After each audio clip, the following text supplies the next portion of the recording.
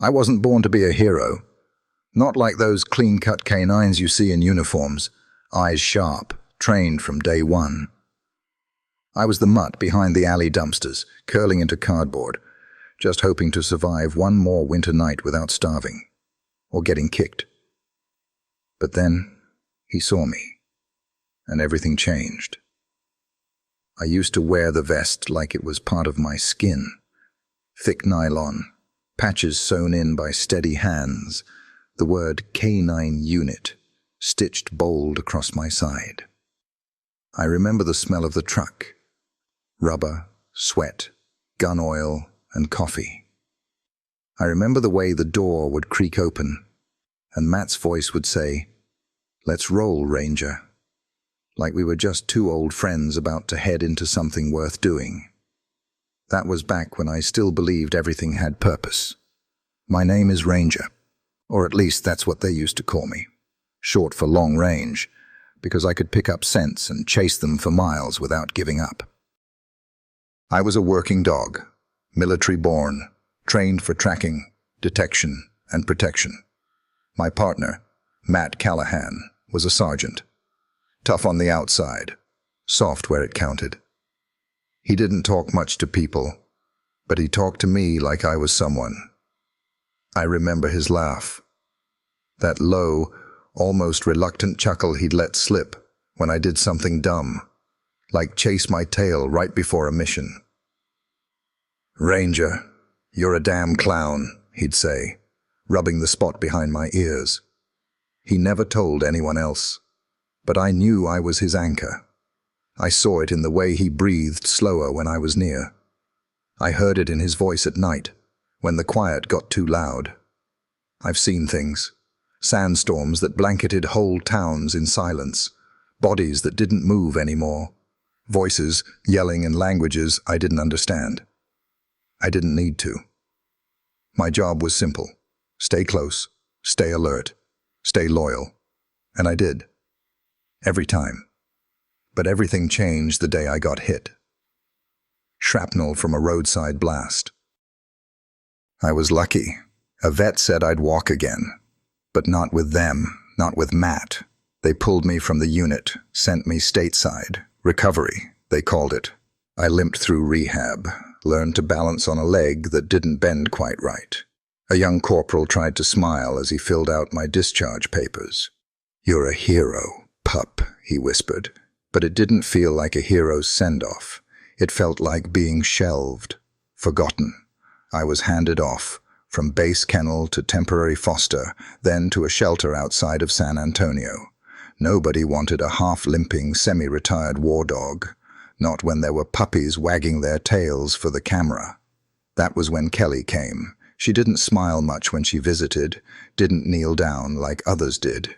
She just stood at the gate of my run, arms crossed, eyes fixed on me like she was measuring something. I could smell sorrow on her. It clung to her like rain-soaked wool. "You were his, weren't you?" she asked quietly. I wagged my tail once. I didn't know what she meant. Not completely. But her voice trembled like Matt's used to when he'd talk about home. A week later, I was riding in the back of her sedan, head out the window, watching the Texas highways blur into something that felt like movement again. Kelly lived in Tulsa, Oklahoma, in a small beige house with peeling shutters and a porch swing that creaked in the wind. There was a photo of Matt on her hallway table, in uniform, smiling that rare, half-crooked smile. Her fiancé, I realized. Her Matt, my Matt. The first few nights, I slept near her door. She cried when she thought I couldn't hear. Her hands shook when she tried to cook. Sometimes she'd sit on the kitchen floor with an unopened letter in her lap, just staring. I didn't know how to fix any of it. I only knew how to stay. So I did. They said Matt had been arrested, that he'd killed someone. A real estate developer named Langford. Rich, powerful, always on the news. The story was that Matt had gotten into some kind of financial dispute. They called it motive. They showed grainy footage and talked about fingerprints and timing and cell records. But no one talked about Matt the way I remembered him. No one mentioned the nights he'd sit with me under a torn-up sky, whispering about home, about Kelly, about what he'd do when all this was over. They didn't know the Matt who once carried me 3 miles through enemy territory because I was bleeding too much to walk, who whispered, "Hang in there, buddy," every time the truck hit a bump on the way back. They didn't know the man who would rather hurt himself than ever hurt someone he loved. But I knew. Time passed strange in that house. Some days were slow, quiet as snow. Others sped by in a rush of slammed doors and late-night phone calls. Kelly talked to lawyers, reporters, people I never saw, but always heard in her voice. Then, one morning, I heard her whisper something that made my ears perk up. "He asked for Ranger," she said into the phone. There was a long pause. Her knuckles turned white around the receiver. "Yes. His final request. He wants to see the dog." Her eyes closed. A tear rolled down her cheek. I don't remember much after that, except the smell of gasoline and old air freshener as we drove. I was in the back seat, tail thumping against the seat, sensing her urgency, her fear. I leaned forward and nudged her shoulder once. She reached back, barely grazing my nose with her fingertips. "You still remember him, don't you?" she whispered. Of course I did. Of course I do. That's how it began. This strange, heavy journey back into the life I thought was lost. A journey that would change everything I knew about humans, about justice, and about what it means to truly belong to someone. I didn't know where we were going. I didn't know if I'd get to see Matt again. But deep in my chest, somewhere beneath old wounds and fading instincts, something stirred. Hope. And I've learned, no matter how far you fall, no matter how dark the world gets, if you still have hope, you're not done yet. Not by a long shot. There's a certain silence that settles in a house when the person you're waiting for never comes back. I remember those first few weeks after the arrest like I remember the heat from a sunburn. Slow, lingering, and hard to forget. Kelly moved like she was made of glass, careful with every step, like any sudden movement might shatter her completely. Her voice barely rose above a whisper. She left the TV off most days, but at night I'd hear it crackle to life after I'd gone to my corner, playing the same grainy news footage over and over again. Sometimes I crept down the hallway to peek around the corner just to be near her. That was when I saw his face again. Matt, on the screen. Mugshot. The word murder flashing below it like some cruel joke. They said he'd killed Victor Langford, the kind of man who had his name etched onto the walls of downtown buildings and said words like asset portfolio and liquidation strategy. I didn't understand most of what they were saying, but I did understand one thing: the look on Kelly's face. She didn't believe it. Neither did I. They showed maps and security footage, told stories of bank deposits and eyewitnesses, painted a picture of Matt I didn't recognize. Cold, calculated, dangerous. And the worst part was, most people believed it. His brothers-in-arms didn't speak up. The system moved like a machine that couldn't be stopped. And me, I was just the dog. They didn't ask me what I saw that night. They didn't care that I'd been there, with my nose to the wind, my ears twitching at every sound, that I knew Matt's scent better than my own heartbeat, that I remembered the smell of sweat on his collar, the stress in his fingers when he gripped my harness. They didn't know that I'd sensed fear, not in Matt, but in someone else, a stranger, a shadow with a smell I still couldn't forget. But no one asked the dog what he remembered. Because dogs don't talk. So I stayed quiet. And I watched. Kelly tried everything. I saw the stacks of envelopes she mailed out, each one carefully labeled, her handwriting tighter with each passing week. Legal clinics, journalists, some non-profit with a name like Truth for the Condemned.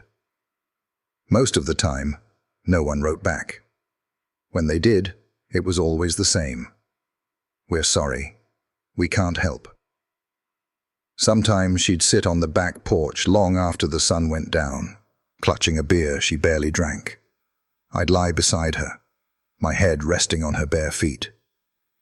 She never said a word, but I felt the tremble in her legs, the way her heel dug into the wooden floorboards when she tried not to cry. There was one night, I'll never forget it, when she finally broke the silence. Her voice came out hoarse, almost like it had forgotten how to work. "He saved my life once, you know," she said. I lifted my head. She stared straight ahead, not at me. Back when I was still teaching at Union High, some kid tried to pull a knife in the parking lot. Matt tackled him. Just like that. Didn't even think. He was off duty. We hadn't even been dating long. She let out a breath, shaky. They called him a hero back then, said he had good instincts, that he was brave, and now they're calling him a monster. Her hand found the back of my neck and stayed there, fingers curling into my fur. "You know he didn't do it, don't you, Ranger?" I didn't move. I didn't blink. I just looked at her, the way Matt used to look at me when he needed me to understand without words. Because I did know. I knew it in my bones. But the world outside didn't care what I knew. It cared about fingerprints, security cameras, motives twisted into headlines. It cared about looking like justice had been served, even if it hadn't. And so time passed. I began to wonder if Matt even remembered me. If, behind those cold concrete walls, he thought about our patrols, our walks along the creek behind the barracks, the way I used to nudge his hand when his hands shook from dreams he couldn't escape. I wondered, did I matter anymore? One afternoon, Kelly came home from work earlier than usual. She looked tired, more than tired, hollow. Her steps were uneven. Her bag slumped to the floor as soon as she shut the door. I came over, tail thumping softly against the wall.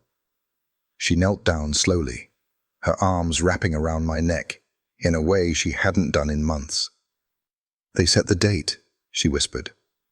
"March 14th. I didn't understand what the date meant at first. Then she said the words, "They're going to execute him." My ears perked. I didn't know what execute meant, not exactly. But her scent told me everything I needed to know. Fear, grief, finality, the smell of goodbye. I whimpered. She pressed her forehead to mine. "I don't know what else to do, Ranger. I've tried everything." I licked her cheek. She pulled away slowly, wiping her face, then standing, as if it took every ounce of strength she had.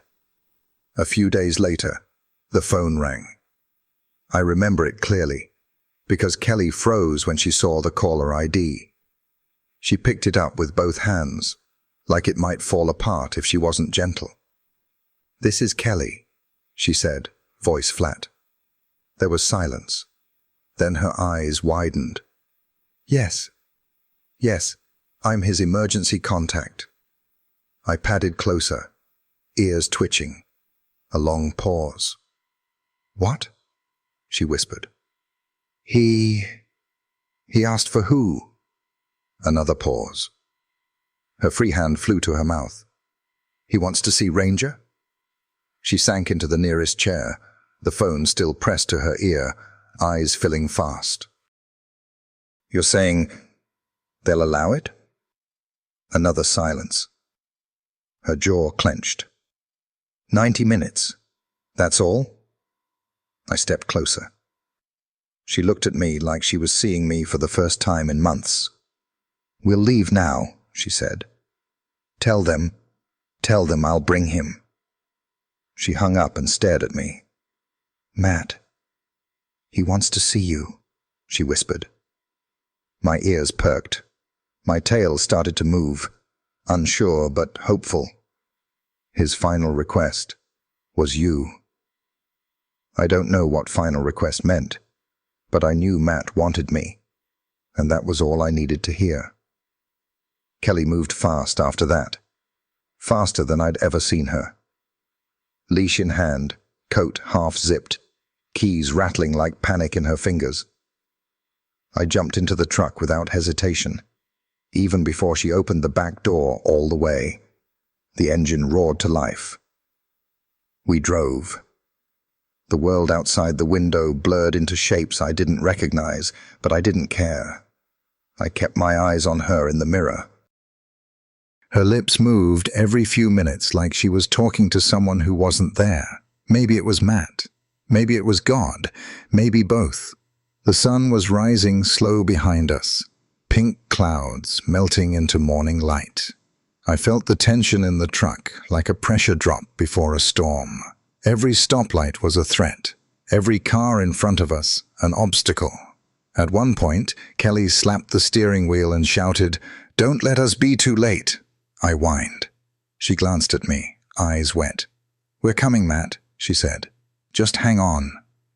I didn't know how much time we had, but for the first time in years, I felt something stir in me, something louder than pain, stronger than memory. I was needed, and I would not let him down. Not now, not ever. The engine hummed beneath me, steady and low, like a heartbeat trying to calm a soul in free fall. I stood in the back seat of Kelly's truck, paws planted on the window frame, watching the miles roll past. The morning light stretched across the sky in wide brushstrokes, orange, pink, soft gold, but none of it felt warm. Kelly hadn't spoken in the last 30 minutes. Her hands gripped the wheel tight, knuckles white, and her eyes stayed fixed on the road ahead, like she was afraid that blinking might cost her time. I knew that look. It was the same way Matt used to stare out into the desert before a mission. Like the ground itself held something waiting to explode. Every few minutes I'd whimper. Not loud, just enough to let her know I was still there. She'd reach back with one hand, barely brushing my nose. It was more than enough. In moments like this, the smallest touches meant everything. The sign for Carson Federal Prison came into view just after 7 o'clock a.m. A simple green marker off the side of the interstate, like any other exit. No flashing lights. No warning that the place ahead held the final moments of a man's life. The closer we got, the more my body remembered. The scent of concrete, disinfectant, steel, and fear. I didn't know this prison, but I knew the kind. I'd visited detention camps overseas. I'd tracked fugitives through wire fences and empty corridors. The air always smelled the same. Stale, heavy, like it didn't belong to anyone. Kelly pulled up to the outer checkpoint, her window down before the guard even approached. She tried to speak, but her voice caught. "I'm here for Matthew Callahan," she said finally. His final request was to see his dog. "This is Ranger." The guard, a middle-aged man with a salt and pepper beard, looked from her to me. His expression didn't change, but something in his eyes softened. "I'll call it in," he said, then nodded. "Wait here." We sat in silence as gates buzzed open and closed in the distance. A second officer came out. This one younger, his posture tighter, more rigid. "You'll park by the administrative entrance," he said. "The warden will meet you there." Kelly nodded. Her hands shook as she turned the wheel, guiding us slowly around the perimeter. Tall fences crowned with razor wire loomed above us, cutting across the sky like scars. We pulled into a small lot near a plain brick building. I could see cameras everywhere, little black eyes perched on every corner. Kelly put the truck in park and turned to me. "Just a little longer, okay?" she whispered. I licked her wrist. Her lips trembled. She pressed her forehead against mine for a breath, then got out and opened the back door. I leapt down and stood beside her. And just like that, I wasn't forgotten anymore. A woman in a navy suit stepped out of the building. She looked like she hadn't slept. Her grey hair was tied back, her mouth a thin line. But when her eyes landed on me, they softened, just barely. "I'm Warden Ellis," she said to Kelly. "You're the fiancé?" "Yes," Kelly replied. Warden Ellis glanced at me again. "And this is Ranger." I held her gaze. She didn't flinch. "Follow me." We were led down a narrow hallway, past locked doors and watchful eyes behind glass. The building smelled like bleach and metal, and something beneath it. Fear, maybe. I stayed close to Kelly's leg, my steps silent on the tiled floor. I kept my ears back, head low, but alert. Old instincts. They stopped us outside a grey door with a narrow window. Warden Ellis turned to Kelly. "You may enter with the dog. You'll have 15 minutes. Kelly nodded, her voice gone. Ellis knocked once, then opened the door. I stepped through first. There he was. Matt sat on a small cot in a white-walled room. No windows. Just a sink, a chair, and a fluorescent light that buzzed faintly overhead. His hands rested on his knees, cuffed together with chain. His shoulders were thinner, his hair longer, but I knew him instantly. And the second he saw me, he stood, so fast the chair scraped behind him. "Ranger," he whispered. I froze. My whole body trembled. Then I ran to him. I leapt into his arms, the chain clinking between his wrists as he caught me. I felt his breath catch in his chest, the way his knees buckled slightly as he dropped to the floor with me in his arms. He buried his face in my fur. "Oh my God," he said, voice cracked wide open. You're still mine." I barked once, loud and sharp. He laughed, a broken, wheezing sound, and held me tighter. "You got so big," he said, running his hands along my back. "Your coat's fuller, but your eyes are the same." I licked his cheek, his neck, his jaw. I couldn't stop. I didn't want to stop. I pressed into him until there was no space between us, until I felt his heart pounding against mine. Kelly stood by the door, her hands covering her mouth. Her shoulders shook. Matt looked up at her. "You came," he said. She nodded. "He never forgot you," she whispered. Matt shook his head. I dreamed of this. Every night. I kept saying, "Let me see him. Let me see Ranger, just once." He pulled back slightly to look at me, his eyes glassy. They said it wasn't standard, that I shouldn't get my hopes up, but I didn't care. I had to try. I rested my head on his lap. He stroked my ears slowly. "I was so scared you wouldn't remember me." I licked his hand. Kelly walked over and crouched beside us. She placed her hand gently on his knee. "I tried, Matt," she said, voice breaking. "I wrote to everyone. I begged. I screamed. No one would listen." He shook his head. "You did more than I ever expected." A silence settled between them, thick but not heavy.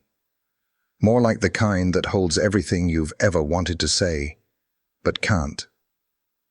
Then Matt looked down at me again. "They think I killed him," he said softly. "Victor Langford." His hand trembled as he scratched under my chin. "I didn't do it. You were there that night.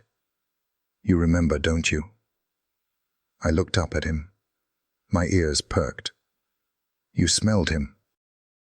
"You heard the other guy, the one who ran?" Kelly's brow furrowed. "What are you saying?" Matt looked at her. "There was someone else. I told them from the start. I heard footsteps. I saw a figure. But the cameras didn't catch it. They said I was lying. That I had motive. That the partial print on the knife was mine." "It was your knife," Kelly said. "It was stolen," Matt replied. "I'd filed a report a week before. No one cared." He shook his head. "I didn't think anyone would believe me.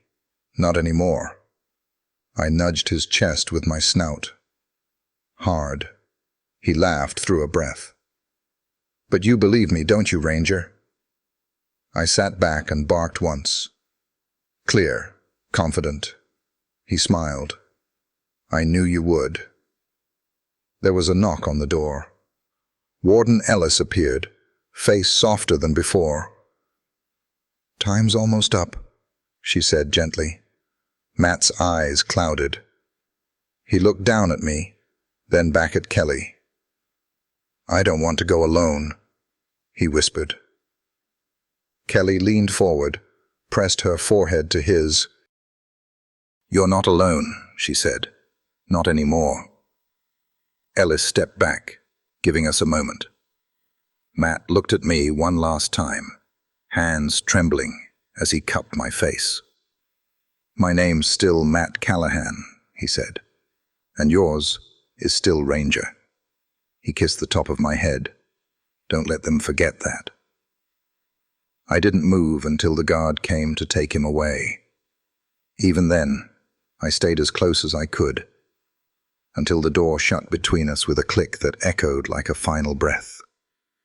And I stood there, ears down, heart pounding. But inside me a fire had lit, because for the first time in years, I felt like Ranger again, and I wasn't going to stop until the world knew who Matt really was, and what they'd almost destroyed. I've always believed dogs can sense time, not by clocks or calendars, but by the way air shifts when something's coming to an end. That morning, outside the prison, the breeze carried something different. It wasn't cold, but it made my fur bristle.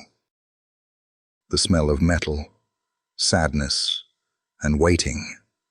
A quiet heaviness that even the sun didn't dare cut through. I watched the door mat disappeared behind close, like the end of a dream. Part of me still expected him to come back through it, to laugh, to whistle, to say, "Let's go, Ranger." But the air stayed still.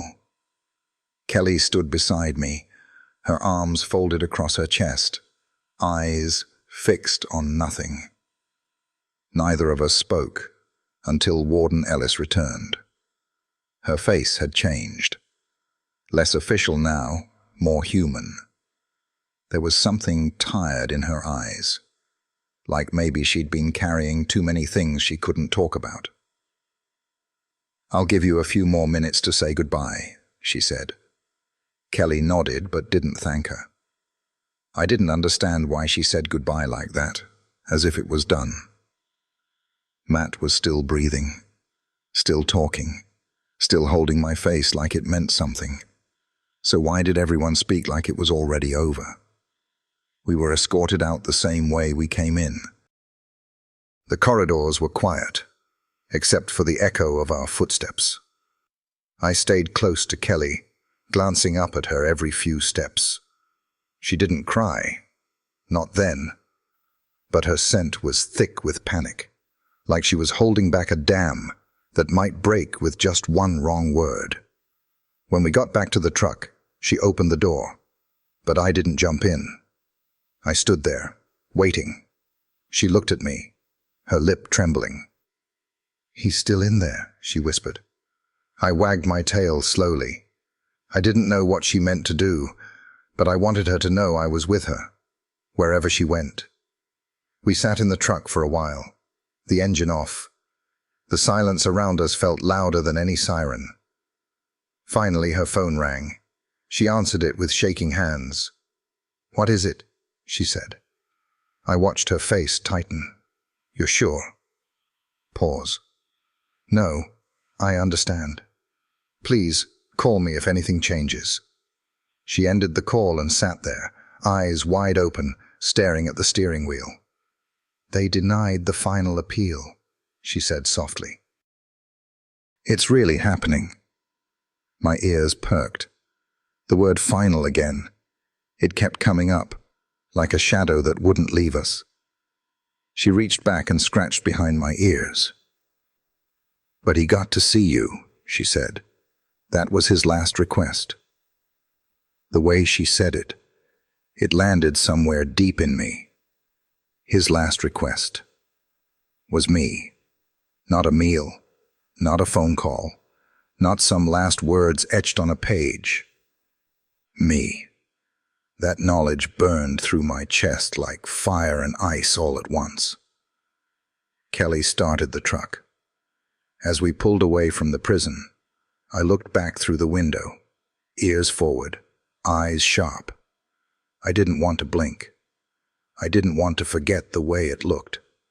That building that swallowed Matt and still had him. I kept thinking about his face when he said my name. The way his voice cracked like he hadn't used it in years. The way he said it like a prayer. Ranger. He said it as if saying it brought back a part of himself. Back at home, things didn't feel real. The walls felt too small. The air too still. Kelly wandered the house like a ghost. She didn't cook, didn't turn on the lights. She just moved from room to room like she was trying to find something but didn't know what. At one point, she sat down on the floor beside me and whispered, "How do you prepare for someone you love to die when you know they shouldn't be dying at all?" I rested my head in her lap. She stroked my back slowly. "He never asked for anything in 5 years," she murmured, "not once. And now that he finally did, he asked for you." Her voice broke. That should tell the world something. That should mean something. I didn't know how to tell her that it meant everything. That seeing Matt again, feeling his hands on my face, hearing his voice say my name, it had woken something in me I thought was gone. I wasn't just a dog anymore. I wasn't retired. I wasn't forgotten. I was his.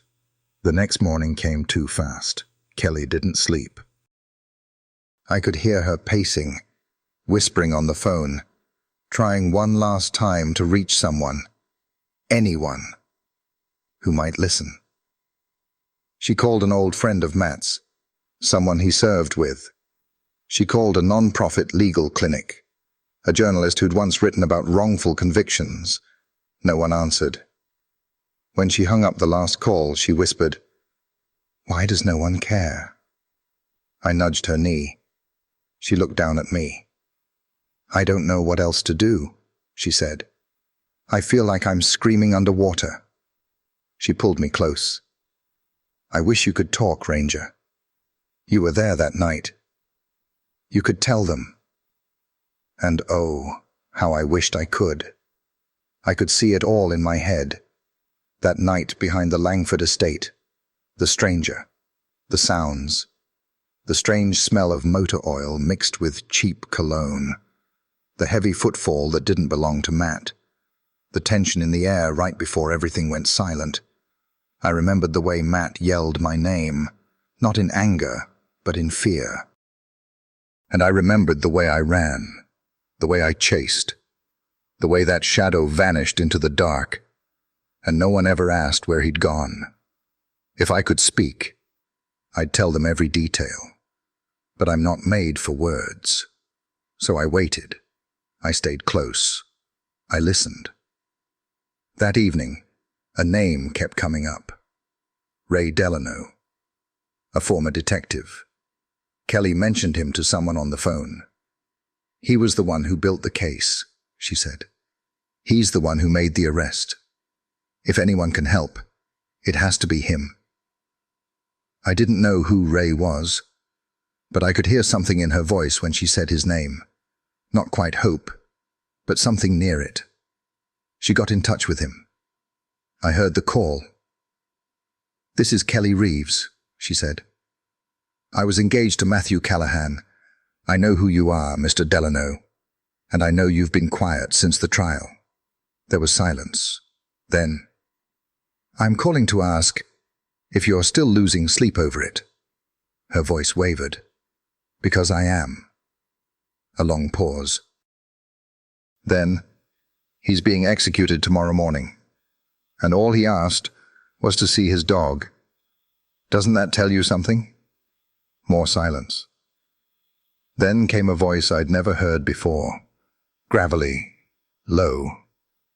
"I'll be in touch." She hung up. Her hands shook, but her eyes, they lit with something I hadn't seen in a long while. A spark.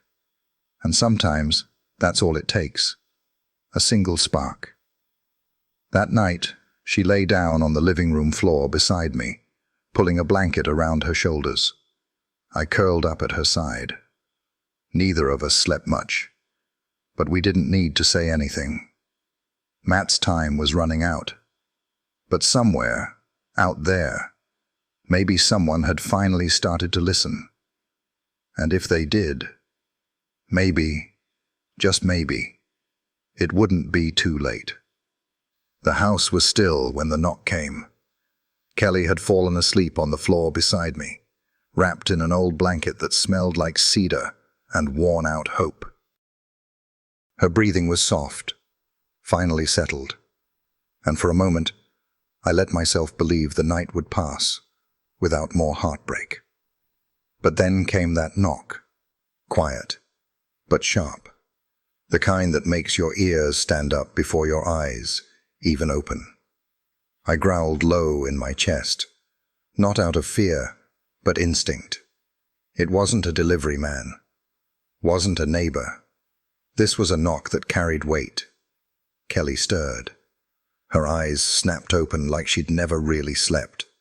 She sat up fast, blinking. Another knock. 2 short taps. She pushed the blanket aside, moved to the door in her bare feet, and opened it just a crack. I watched from the hallway. Standing there was a man in a long brown coat, older than most I'd seen, with a face carved out of years. Not angry, not cruel, just tired, like he'd been carrying something for far too long and finally decided to set it down. "Miss Reeves?" he asked. She nodded. "I'm Ray Delano." She froze. His voice was rough, like gravel soaked in whiskey. But his eyes, gray and clouded, didn't flinch. "I need to come in," he said. "There's something you need to know." She stepped aside. I didn't move from my spot. I watched him as he walked in. He didn't look at me right away, which made me trust him more than if he had. People who look dogs in the eye too fast are usually hiding something. He sat down at the kitchen table like he'd been there before, like old ghosts were still sitting with him. Kelly poured him coffee without asking. He didn't say thank you, just stared into the mug like it might speak first. "I didn't come to apologize," he said finally. Kelly sat across from him. "I didn't expect you to. I'm not here to reopen the case. I'm not with the force anymore. And even if I were, it wouldn't matter. The clock's run out." Her voice was flat. "Then why are you here?" He looked at her, then at me. "Because 5 years ago, I made a call I wasn't sure about. And last night, when you said the only thing that man asked for was to see his dog," he trailed off, tapping the rim of his mug with a weathered finger. "That's not the request of a guilty man," he said. Silence. I stepped forward now, slowly, ears low, eyes locked on his. He looked back at me. "You were there," he said. I held his gaze. Didn't blink. "I remember the reports," he went on. "There were hairs at the scene. Dog hairs. Didn't match the victim's golden retriever. I dismissed it. Thought it was contamination." Kelly's voice shook. "It was Ranger. He chased someone." Delano nodded slowly. "There was a footprint too," he said. "Deep in the mud behind the Langford guest house. Size 11. Different tread from Callahan's boots. I wrote it off as the groundskeeper. But—" He stopped himself. "But what?" Kelly asked. He reached into his coat pocket and pulled out a small plastic bag. Inside was a pen. Old, cracked, ordinary-looking. Except for the initials carved into the side. M.C. Matt Callahan. "This was found behind the garden wall," Delano said. 3 feet from the footprint, covered in blood. Kelly gasped. "You never submitted this," she whispered. "No," he said. "I didn't. I was under pressure. Langford was powerful. The DA wanted a clean case. And Callahan had motive, opportunity, military background." He looked down. "I built the case they wanted, not the one I believed." Kelly's hands were trembling now. "You knew he didn't do it." Delano didn't answer. He just let the words sit in the air, heavy as bricks. "I can't undo the conviction," he said. "But maybe I can give you something." She stared at him. "What?" He pulled out another object, a flash drive. "This has the original crime scene photos, the ones I left out. A voice memo from a neighbor who reported a black SUV parked on the hill that night, not in the official record. And a timeline analysis that doesn't match Callahan's cell tower pings." Kelly's eyes widened. "Why are you giving this to me now?" "Because I've carried this too long," he said. "And because I know what it's like to want to make things right before it's too late." He looked at me again. "You're the only witness who never changed his story." I sat down beside Kelly and pressed my side into her leg. She reached down and rested a hand on my back. "I'm going to send this out," she said. "To the Innocence Project, to the press, to anyone who'll listen." Delano nodded, but his eyes were far away. "Don't count on miracles," he said. "I don't need a miracle," Kelly replied. "I need time." He stood slowly, leaving the drive on the table. Before he turned to go, he paused at the door. "For what it's worth," he said, "if that man dies tomorrow, I'll never sleep again." Kelly didn't answer, and then he left. The moment the door closed, Kelly moved fast, faster than I'd seen her since the night of the call. She opened her laptop, slid the drive in, and began pulling files into folders, clicking, copying, organizing like her life depended on it. I stayed beside her, watching. The sun had just started to rise. Time was running out. But something had changed. There was movement now, a pulse in the stillness, a chance. Maybe the world wouldn't stop the execution, but maybe it would start to listen. Maybe someone, somewhere, would see the truth in a crooked system, would hear the echo of a good man's name, or maybe they'd just see a picture of a soldier and his dog, and remember that loyalty doesn't lie. And if that's what it took, then I'd wait, then I'd bark, then I'd run, because my name is Ranger, and my handler was innocent. There's a strange silence that settles in just before the world begins to move again. It's not peace. Not exactly. More like the kind of quiet that comes before a storm shifts its path. That's what the house felt like after Delano left. Still. Sharp. Like the air itself was bracing for something. Kelly didn't say much that morning. She moved with purpose, but her face stayed unreadable. I could hear the gears grinding inside her head. She barely touched her coffee, kept her eyes locked on the screen. Her fingers tapped out emails faster than I could follow. One went to a woman named Dana at a local paper, another to a podcast host who covered wrongful convictions, then the Justice Initiative, a military buddy of Matt's named Reggie. She even posted in a forum called The Last Defense. I didn't understand every word she spoke, but I could feel what she meant. We weren't going to let Matt disappear, not quietly. Kelly printed copies of everything from Delano's drive. She packed them into folders, labeled each one. She even made a list, old school on yellow-lined paper, of who might still give a damn. He saved lives, she whispered, more to herself than to me. He served with honor, and now he's waiting to die because someone needed a headline? I pressed my chin on her knee. She looked down at me, tired and raw. I know, she said. I know, Ranger. I'm trying. Just then, her phone buzzed. It was a reply.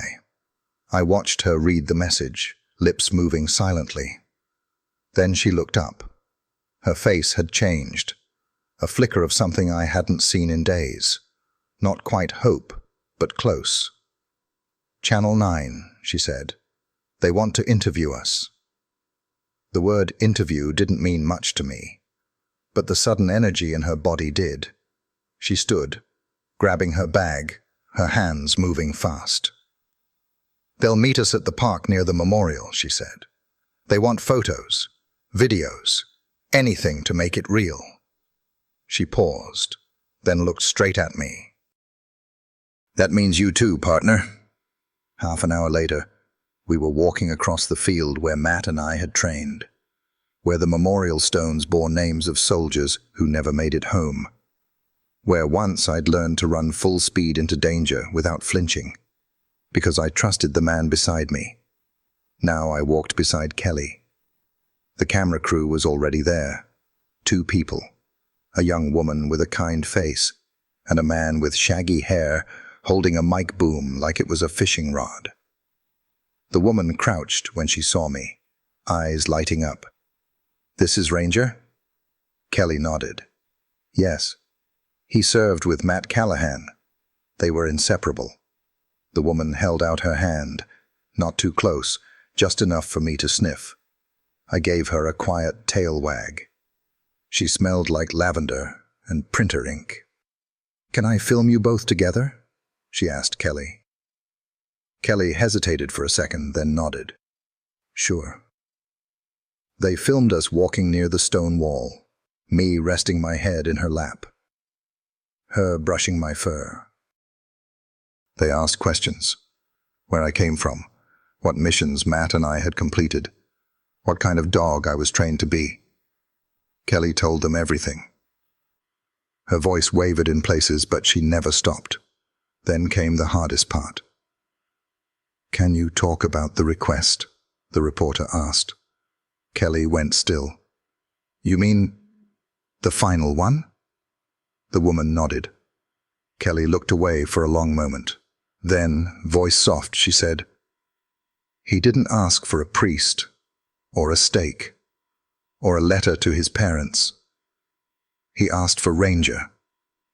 That's all. Just to see his dog one last time. The reporter swallowed hard. That says something, she whispered. Kelly nodded. It says everything. They filmed us in silence for a few more seconds. Just the wind, and my ears twitching, and her hand on my back. Then the interview was over. By that night, the video was online, and something started happening. The views ticked up, slowly, then faster. Hundreds, thousands. Comments began pouring in from strangers. Some angry, some broken, all asking the same thing. How is this justice? People started resharing the clip, hashtagging Matt's name, tagging senators, veterans, activists, even celebrities. Kelly sat by the screen with wide eyes, watching as the numbers grew. I didn't understand what viral meant, but I understood this. People were seeing us, hearing her, remembering him. The next morning, a letter came, hand-delivered. Kelly opened it at the kitchen table. She read the first line and gasped. "They're halting the execution," she whispered. "Temporary stay. 60 days." My tail thumped the floor. She started to cry. Big, open sobs that shook her shoulders. I pressed into her, tail still wagging. She dropped the letter and wrapped her arms around me, burying her face in my fur. "We did it," she whispered. "You did it, Ranger." But I knew better. It wasn't done. 60 days was nothing. Just a breath. But it was a breath more than we had yesterday. That night, she lit a candle by Matt's old photo. The one with him in uniform, kneeling beside me in the dirt, his hand on my collar, his eyes squinting from the sun. She placed the stay letter beside it. Then she whispered, "Hold on, Matt. Just a little longer." I curled up beneath the photo. Not because I was tired, but because I had to be ready. Tomorrow, we'd fight again. One bark at a time. Time moves differently when you're waiting for something you can't control. For a dog like me, time is usually marked by simple things. The scent of morning air, the sound of a familiar car engine, the scrape of kibble in a bowl. But those 60 days, they didn't feel like 60. They felt like holding my breath for a lifetime. Kelly printed the stay letter and taped it to the fridge. She walked by it 10 times a day, running her fingers across the top edge, like it might melt away if she didn't touch it. It wasn't hope, not yet, but it was something close. Like pressing a hand against the glass when you see someone you love on the other side. She moved differently after the stay. Quieter, but more focused. She stopped whispering to herself when she thought I wasn't listening. She started returning calls, even when they brought more pain. She even smiled once, a real one, small and tired. When someone from the Justice Initiative called and said, "We're in. We're going to fight this." That was the day I knew something had shifted. Not just in the case, in her. The team they assigned wasn't large, but they moved fast. A lawyer named Jonah, sharp-eyed and fast-talking, flew in from Boston and set up camp in our dining room. Another, Miriam, handled media outreach. She liked to pet me when she got stuck on her sentences. "You're good luck," she'd say. "I write better when you're under the table." I didn't mind. I'd been trained for more dangerous work than being a footrest for justice. The house turned into a hive of movement. Papers on every flat surface, phone calls at all hours, charts taped to walls. Kelly was in it all, sleeves rolled, hair tied back, moving like a soldier again. Not the grieving fiancée, not the woman who once curled up in silence, but the fighter Matt fell in love with. I could feel him in the room sometimes, even though he was miles away. Some days, she'd sit with me on the porch, coffee in hand, and read letters out loud. "Listen to this one, Ranger," she'd say. "It's from a woman in Nebraska. Her son served with Matt in Kandahar. Said Matt pulled him out of a burning Humvee. Never told anyone. She paused. She never even knew it was Matt who saved him until now. Another letter. My brother served time with Matt. Said he broke up a fight that could have killed another inmate. Said he kept to himself, read books about war history, and never once claimed he was innocent. Kelly looked up. He didn't need to. He just lived like he still had honor. I rested my chin on her knee and looked out at the trees, remembering the way Matt used to lean against the fence post after a long run, arms crossed, eyes scanning the horizon like he was waiting for something bigger than both of us. The days kept passing. Jonah met with Delano twice. I went with them once, Kelly insisted, and I sat quietly while they pulled apart the crime scene like it was a broken engine. Delano was quieter than before. He didn't make excuses, just answered every question like a man who finally understood the cost of silence. There's a lot I wish I could take back, he said, but wishing doesn't buy time. Jonah asked, if you had testified to all of this 5 years ago, would it have changed the verdict? Delano didn't answer right away. Then, finally, he said, I think it would have saved him. That night, Kelly sat with me in the living room. The only light came from the lamp beside Matt's old chair. She pulled out a photo, one I hadn't seen before. It was Matt in his first uniform, fresh-faced and young, holding a leash that led to me. Or the pup version of me, I guess. Eyes too big, paws too clumsy.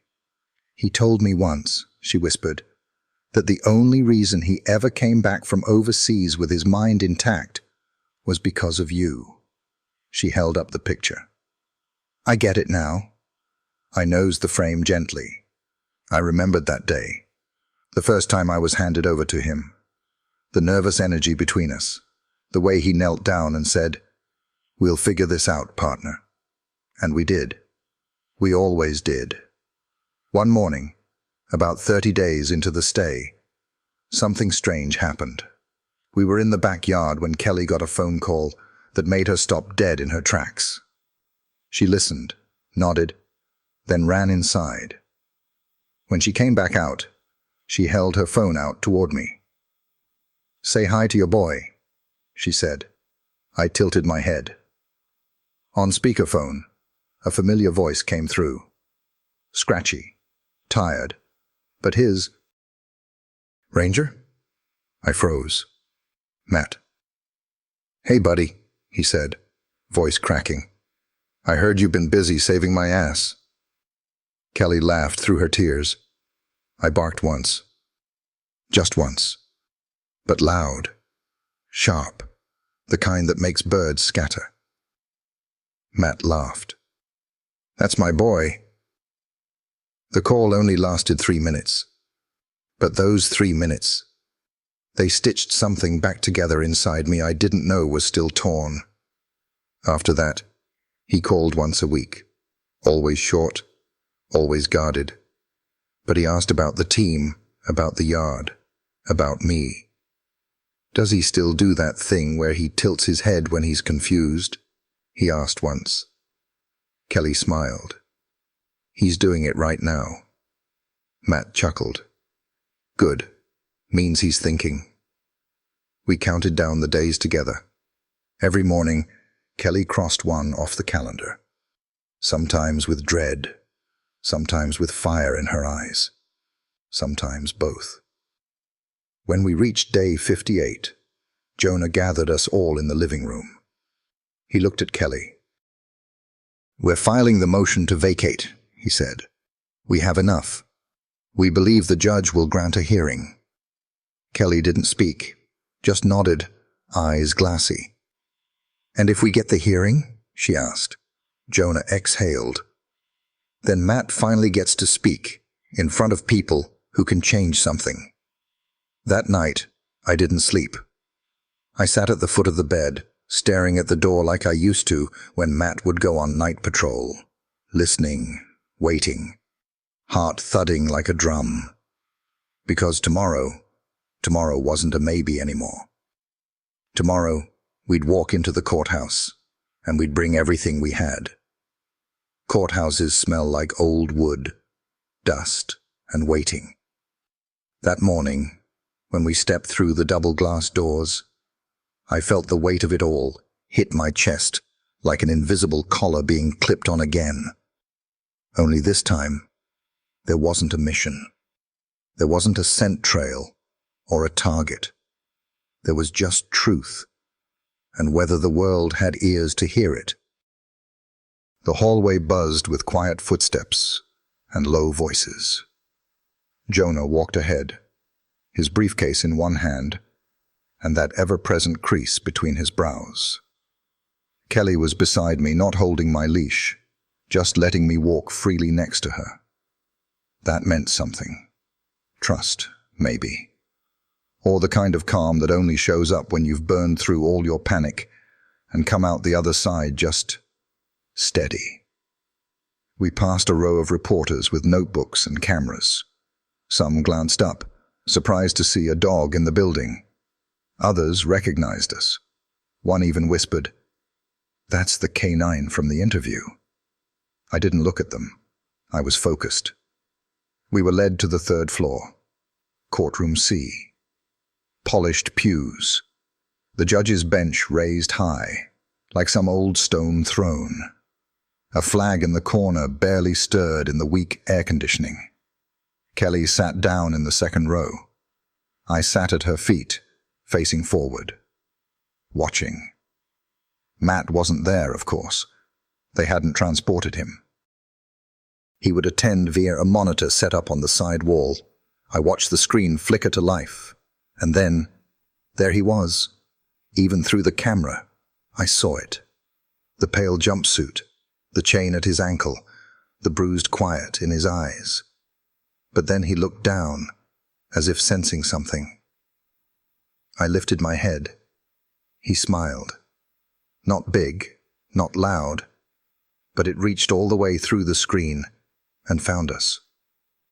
"Hey, Ranger," he mouthed. Kelly squeezed my shoulder. The clerk called the court to order.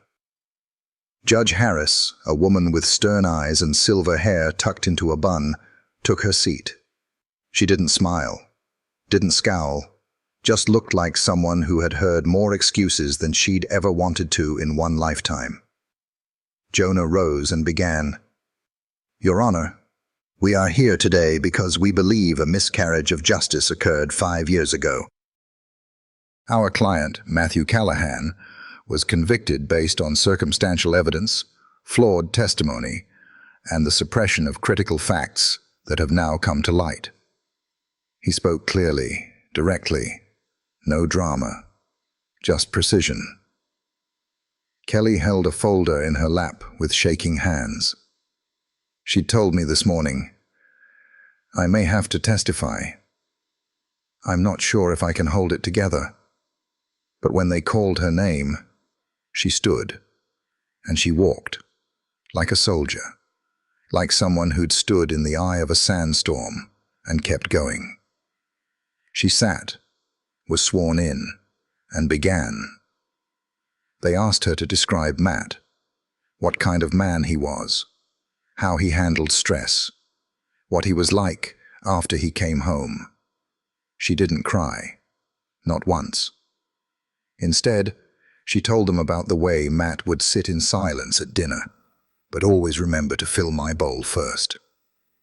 She talked about how he never raised his voice, even when he was shaking inside.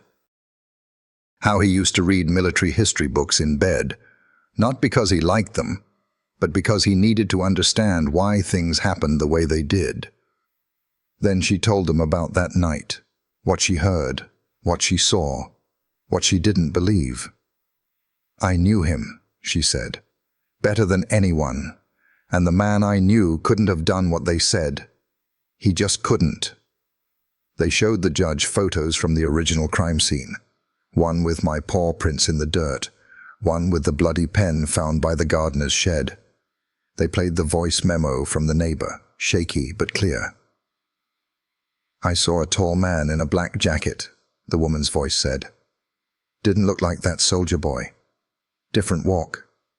Slouched. The judge didn't react, but she was listening. I could tell. Then came the footage from the interview, the one at the memorial. Me and Kelly sitting side by side, her hand on my back, my eyes forward. The judge turned to Matt's screen. Mr. Callahan, do you have anything to say? He leaned forward slowly. I served this country, he said. I served with honor. I made mistakes in life, sure. But I never killed anyone outside of combat, and I never laid a hand on the woman who died. His voice cracked. All I asked for was to see my dog one last time. That's not the request of a guilty man. That's the request of someone who's already lost everything and just wants one familiar thing before the end. The courtroom was silent. Not a shuffle, not a cough, just silence. Judge Harris folded her hands and looked out at the room. Then she said she would take the matter under advisement and issue a ruling within the week. Court adjourned, and just like that, it was over. But we stayed seated long after the gavel hit the wood. Kelly finally turned to me and whispered, "No matter what she decides, we showed up." That night back at the house, we didn't speak much. We sat outside on the porch, watching the wind move through the trees. I lay beside her, one paw resting gently over her boot. She leaned back, looked at the stars and said, "Matt would have loved this night." And I thought, he still might, because something had shifted. Maybe not enough to move mountains, but enough to open a door that had been closed for 5 years. And now, we waited again. Not in despair, but in something dangerously close to hope. Hope is a funny thing. It doesn't come in like a storm or a sunrise. It slips in quiet, like fog under the door, and before you know it, you're breathing it in whether you mean to or not. That week after the hearing, the house felt like it was holding its breath. Kelly moved like a woman split between two realities, one where Matt came home, and one where she had to say goodbye again.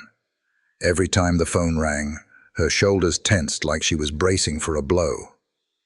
I stayed close. Even at night, I barely slept. My ears twitched at every creak of the floorboards, every rustle of paper. We were both waiting, but neither of us said it out loud. 3 days after the hearing, Kelly got the call. It was short. I watched her nod a few times, say, "Thank you," then hang up. She didn't speak right away. She just stood there, staring at the wall, one hand still holding the phone like it was glued to her palm. Then she turned to me, and her lips moved. Just one word. "Granted." She whispered it, like it might vanish if she said it too loud. "The judge granted the hearing," she said again, her voice rising with disbelief. "The conviction's vacated. They're releasing him pending a retrial." I didn't understand every word, but I understood her face. Joy, shock, and something like awe. She dropped to her knees and wrapped her arms around my neck so tight I could feel her heartbeat racing through her chest. "He's coming home, Ranger," she cried into my fur. "He's really coming home." I barked, just once, but loud. She laughed through her tears. We didn't know the exact time he'd arrive. The Department of Corrections kept it vague. Late afternoon, they'd said. So we waited. Kelly cleaned the house like a whirlwind. She vacuumed twice. She changed the sheets in the guest room, even though she knew he'd sleep in his old bed. She even baked cornbread. I just stayed near the front door. I hadn't waited for someone like that since he deployed to Afghanistan. And then, Just after sunset, a black SUV pulled up to the curb. The door opened, and Matt stepped out. He wasn't in uniform, no chains, just a grey sweatshirt and jeans that hung a little too loose on him. He looked thinner, older, like the years had pressed down on him and never let up. But his eyes, God, those eyes, they were the same. I didn't wait. I launched forward across the porch, paws pounding against the wood. He barely had time to open his arms before I collided with his chest. "Ranger," he gasped, laughing as he staggered back. "You're still a damn freight train." I licked his face, whined low in my throat, and pressed my head into his ribs like I could push time backward. He dropped to his knees on the lawn and held me. Just held me. Kelly came down the steps, tears streaming silently. She didn't say a word, just joined us on the grass and wrapped her arms around both of us. We stayed like that for a long time. No speeches, no cameras. Just a man, his dog, and the woman who never stopped fighting. Later, inside, he walked slowly through the house, like it was a dream. He paused in the hallway, staring at the photos still hanging there. Him in uniform, him and me on graduation day, him and Kelly at the lake. "This feels unreal," he said. Kelly handed him a glass of water and touched his arm. "It is real. It's just been waiting for you." He sat down in his old chair. I curled up beside his feet like I always used to, and for a while none of us said a thing. But the silence was full of everything we couldn't put into words. Later that night, when the house had gone quiet and Kelly had gone to bed, Matt stayed awake. I lay beside him, watching the soft flicker of the lamp on his face. He looked down at me. "Do you remember that last mission?" he asked quietly. I blinked. "I still see it sometimes," he said. "The dust, the smoke. You running into the building before I could stop you. You saved them. All three of them. And then you came back for me." He reached down and scratched behind my ears. "I owe you my life, Ranger. Twice over." I leaned into his hand. We both knew it wasn't over. There'd be more hearings, more lawyers, more reporters digging through everything. But for now, just for this moment, we were home, together. Matt leaned back, eyes half closed. "Tomorrow, I'll figure out what's next," he murmured. "Tonight, I'm just gonna sit here with you." And we did, all night. Two tired souls in a quiet house, sharing a kind of peace neither of us thought we'd ever find again. There's a kind of silence that falls over a home when someone returns after a long absence. Not the hollow silence of grief or the restless silence of waiting, but the gentle quiet of something being made whole again. That was our house in the days after Matt came home. He didn't move through it like a stranger. He moved like someone reacquainting himself with an old friend. Every doorknob, every creaky floorboard, every photograph on the wall, it was all familiar, but changed, like us. The first morning, I woke before the sun. I crept down the hall and pushed open the bedroom door with my nose. He was sitting up in bed, fully dressed, staring out the window, like he hadn't slept at all. I walked over and placed my head on his knee. He looked down, eyes shadowed. "Still got that internal alarm, huh?" he murmured, rubbing behind my ears. "Guess I do too." We sat there like that until the sun came up. No words, just two old souls learning how to breathe again. Kelly made breakfast, eggs and toast and coffee that smelled like mornings we used to have. Matt didn't eat much, but he thanked her. Genuinely. With that quiet tone that said he wasn't sure if kindness was real yet, she leaned against the counter and said, "You can take your time." He nodded. "I just don't know what I'm supposed to be now." That stayed with me. What was he supposed to be? He'd been a soldier, then a prisoner. He'd been a hero, then a headline. Now he was a man sitting at a kitchen table with a dog at his feet and a woman who still loved him, even after everything. Some days, he walked around the backyard with his hands in his pockets. I followed him, keeping pace. He'd pause near the fence, where he used to train me. He'd toss a pine cone across the grass and watch me sprint after it. I wasn't as fast as I used to be, but he never minded. "Still got it," he'd say, half smiling. Other days, he stayed inside and barely spoke. He'd stare at the wall or clean the same counter 3 times in a row. Kelly never pushed. She'd just sit nearby, reading, waiting for him to find his words. And sometimes he did. "I thought a lot about you in there," he told her once, his voice rough like gravel. "You and Ranger. You were the only things that kept me from disappearing." She reached over, laid her hand over his. "We never left." That night, I dreamed of sand and smoke, and the sound of Matt's voice yelling my name through static. I woke to the sound of his breathing, and I knew he hadn't slept. The past didn't leave him alone, even in the dark. One afternoon, a letter came. Kelly opened it slowly, read it once, then again. "It's the DA's office," she said. "They're offering a deal." Matt looked up. "No retrial," she continued. "They drop the murder charge completely. If you plead guilty to obstruction, time served." Matt didn't say anything for a long time. Finally, he asked, "What would that make me?" Kelly didn't answer. He turned to me, like he used to when he couldn't say things out loud to anyone else. "I didn't kill her, Ranger," he said. "I didn't. But if I take the deal, it's like saying maybe I did."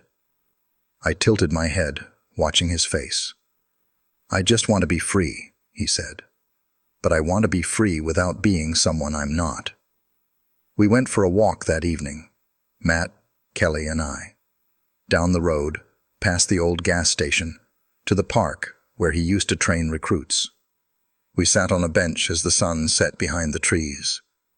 "I don't know what to do," he said softly. Kelly looked out at the horizon. "You could fight," she said. "Or you could rest." He closed his eyes. "I'm so tired." She leaned her head on his shoulder. "Then maybe rest is what you need.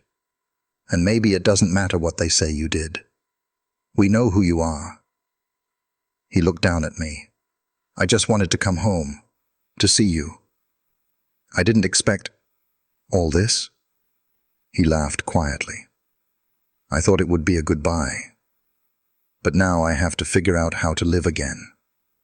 I rested my head on his foot. That night, he signed the deal. He didn't celebrate, but he slept.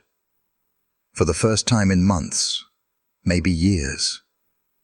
And in the morning, when I woke to the sound of eggs sizzling in the pan, I found him standing at the stove, humming something low and familiar. He turned, saw me, and smiled. "Morning, Ranger. You hungry?" I wagged my tail, and for a brief, fleeting moment, the house felt the way it used to. Not perfect, not untouched, but whole. The morning after Matt signed the plea deal, something shifted. It wasn't loud, just the quiet unraveling of a weight that had been strapped to his back for too long.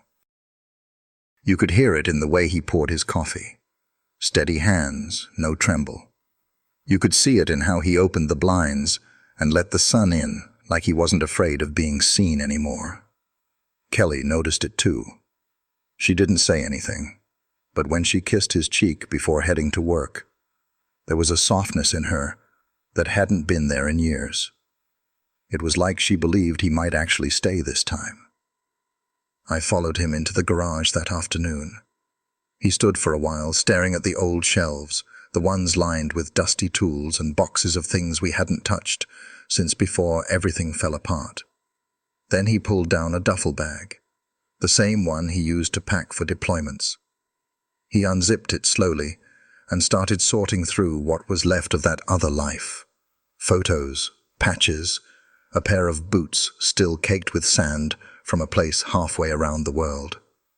"Look at this," he said, holding up a cracked photo of him and me, back when my muzzle was darker and my body stronger. "You were a beast back then." I barked once, low and amused. He kept digging, pulling out a folded American flag, medals in velvet boxes, and finally, a small recording device. He turned it over in his hands like it was made of glass. "I made this the night before that mission," he said, voice barely above a whisper, "in case I didn't come back." He clicked play. His younger voice came through, steady and sure. "To whoever finds this, if I'm gone, know I wasn't afraid. I did what I had to. I'm sorry for the things I couldn't fix. And if Ranger's still out there, take care of him. He's more than just a dog. He's family." Matt didn't say anything. Just let the silence sit there with us. Later that night, he drove out to the cemetery on the edge of town. I rode in the back seat, watching the trees blur by. We hadn't been there in years. The grass was taller now, the headstones older, but the memory was still fresh. He stood by her grave, his hands in his pockets. "I didn't kill you," he said softly, "but I failed you. I didn't see what was coming. I didn't stop it. And I've paid for it every day since." The wind moved through the trees like an answer he couldn't hear. "I made a deal," he continued. "I'm out now, but I'm not free of it." He knelt, placed a folded letter at the base of the stone, and whispered something I couldn't catch. Then we left.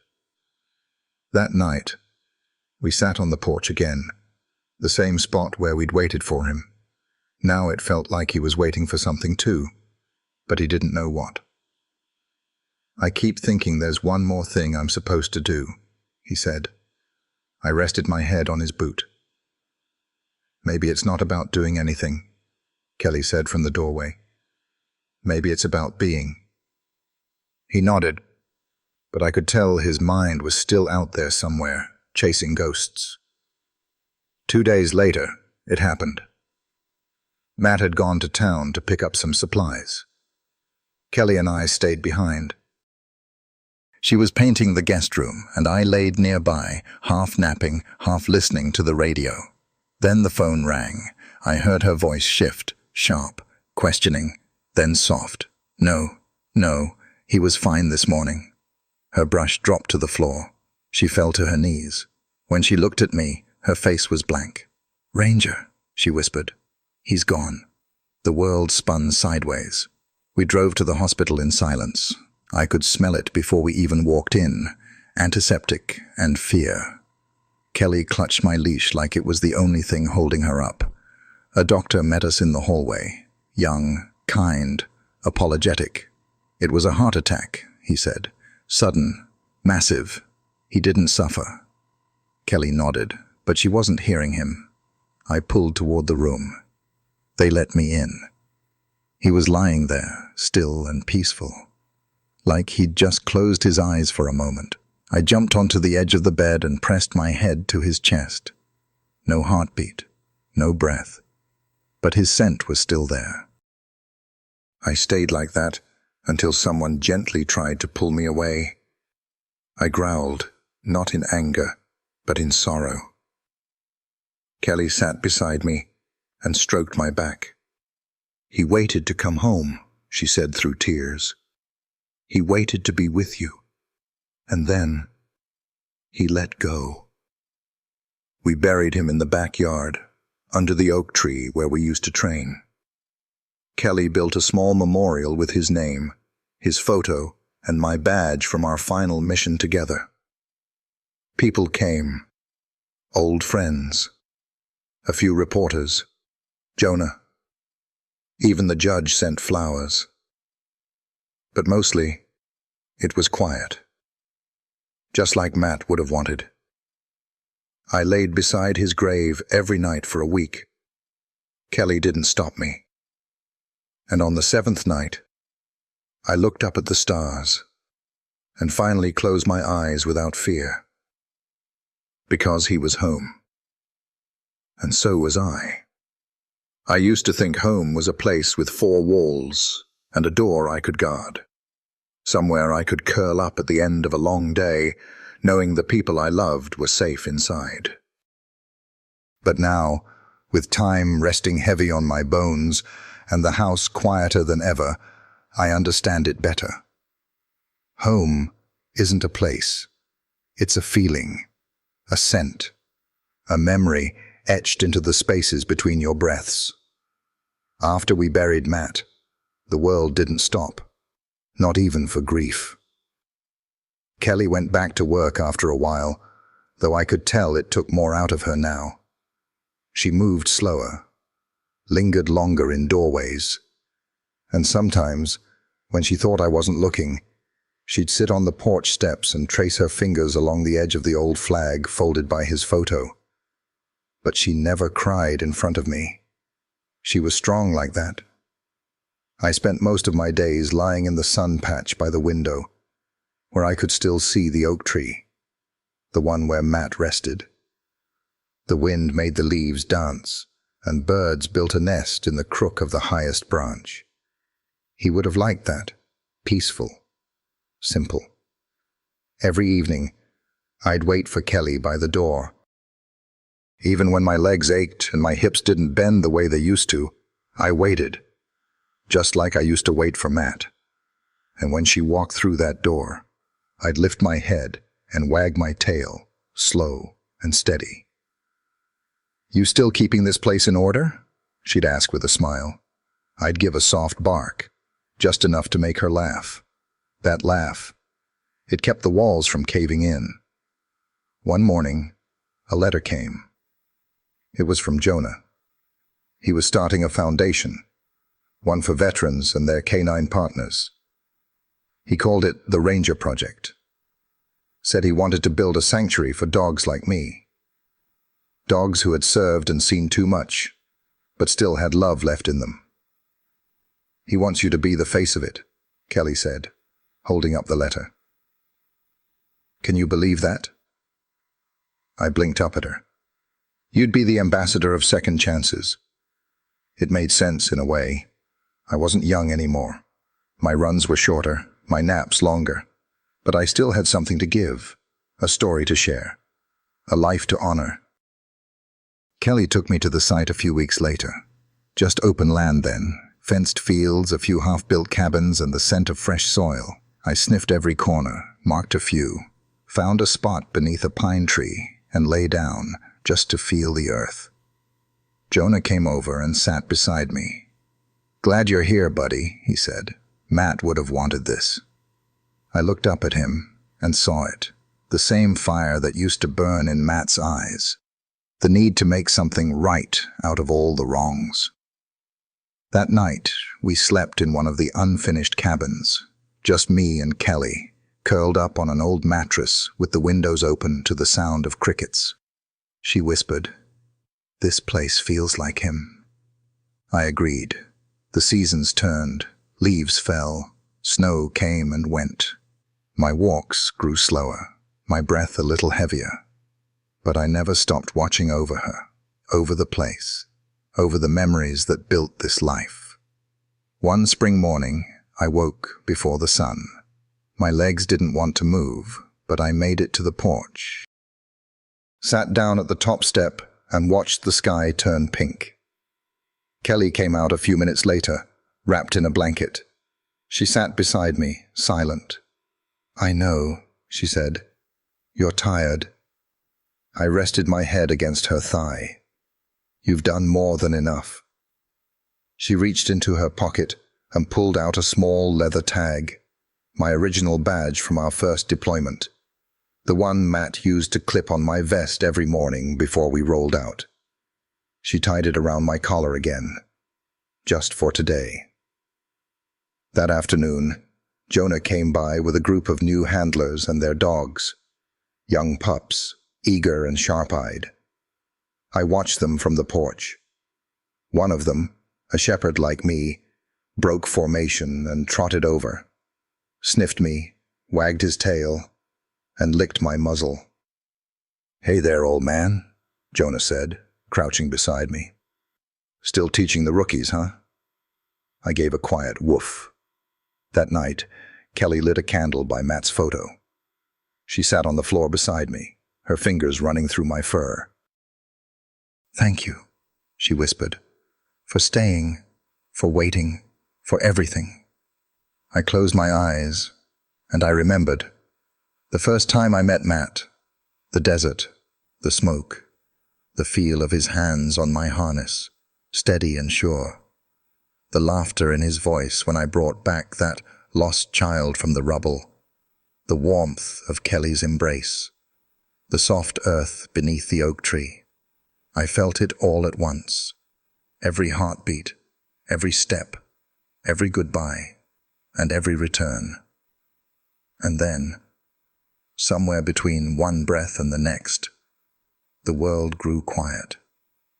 Not empty, not cold, just still. Because I was home. At last. If you've ever sat in the quiet and wondered if someone out there still remembers you, just type 1 in the comments. I promise, you're not alone.